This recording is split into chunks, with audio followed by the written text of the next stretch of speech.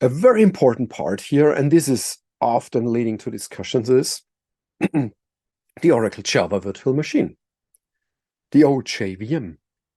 And be aware, if you have Java applications, and many of you have Java applications in use, that doesn't mean that you use the Oracle OJVM. The OJVM is a virtual machine inside the database where you have stored your Java sources in the database and compiled them there.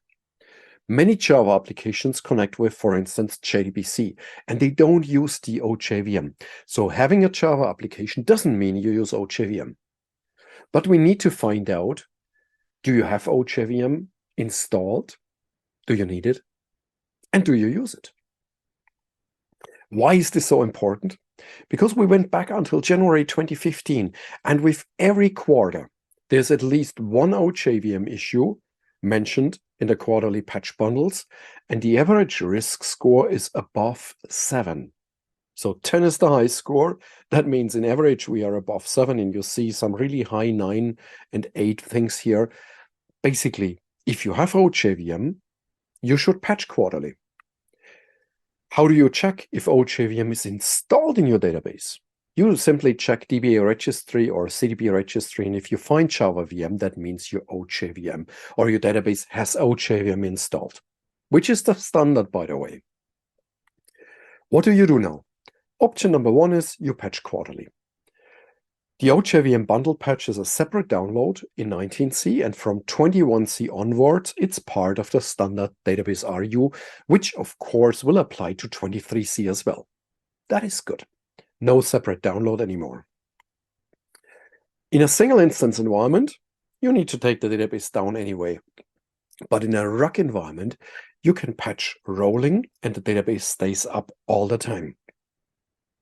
Of course, each instance must go down, as we explained before, in a rolling fashion. That's okay. But this MOS node here, all mentioned on the slide, is extremely important. Because at the beginning of this chapter, I ask you, is OJVM used? And this MOS node, even though it describes the rolling approach for RUC environments, it has all the queries in it to check whether somebody is really using OJVM or not. So you can find out with this MOS node, do we have sources? Do we use OJVM? And this may be a decision maker of what the best option is for you. Still, option number 1 means we patch on a quarterly basis, because we know from experience and the risk matrix, usually there's an OJVM thing here, and so we need to patch. With 21 and 23C, the in RUC environments, the patch is fully rolling installable. And when we run the data patch, there's no interruption. Because in 19C, same behavior, binary is rolling, but when you run data patch, there's a brownout of 10 seconds to restart the Java subsystem for all instances in a cluster environment. In a single instance environment, you don't care about that. But in a cluster environment, you care if you have an application using OJVM. So if the node on the previous page told you, oh, we don't have an application, then you don't even care because it will be fully rolling and you don't care about the 10-second brownout for the Java subsystem. But if you have an application, then your application may get this ORA 29548 error when the Java subsystem gets restarted on all nodes. Second option, you disable OJVM with the mitigation patch. Now, the good thing is the mitigation patch is on all your homes since 2018.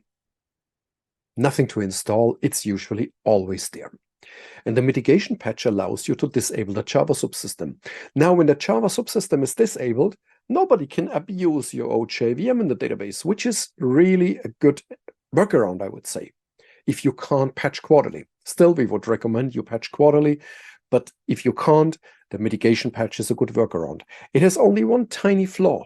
The flaw is basically, before you apply the next patch, you must disable a mitigation patch, which then enables the Java subsystem. Then you patch, and once you're done with patching, you must not forget to enable the mitigation patch again, which disables the Java subsystem. You can use it also on a PDB by PDB level. That's possible. How does it work? You enable the patch generally, the functionality with the dbms jdef.sql. Once you run that, you have now two calls in the database.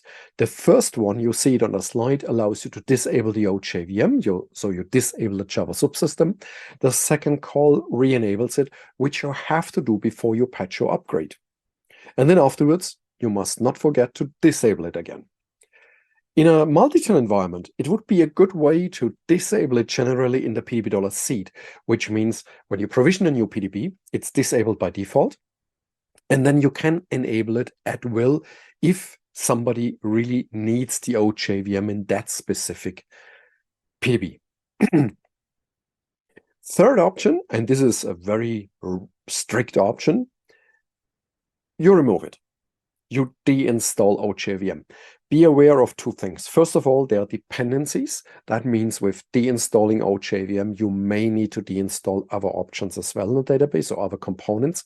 Second thing is, especially in a multi-tenant environment, be very cautious and test thoroughly before you do it in production. If you find any issues in your testing, open a service request with Oracle support and check with support. We found out that especially with RUs in 19C, from each to the next RU, there may be a change in the removal procedure, what you need to clean up. Because the removal procedure is not always working as perfectly as you would expect. In non-CDBs, usually it works fine, but with CDBs, it's a bit more tricky. You find also a link to a blog post explaining how to remove OJVM, but the previous two Moz notes mentioned here, they always target like the repair of the OJVM, which means you basically stop after removing it and you don't reinstall it again afterwards. So it's a documented approach, but test it thoroughly, please. Then there's no startup upgrade required. This is a myth, and we just found this in a Windows README of actual current days where it was just forgotten to remove that. So startup upgrade is not required when you run data patch. Never, and not even for Java Virtual Machine. If you had used the patching process with startup upgrade before, then you may need to, when data patch errors out, then you may need to use this workaround with -skip upgrade check, because it had written a flag in the database for the startup upgrade, and with this -skip upgrade check, that flag then gets removed and you override that.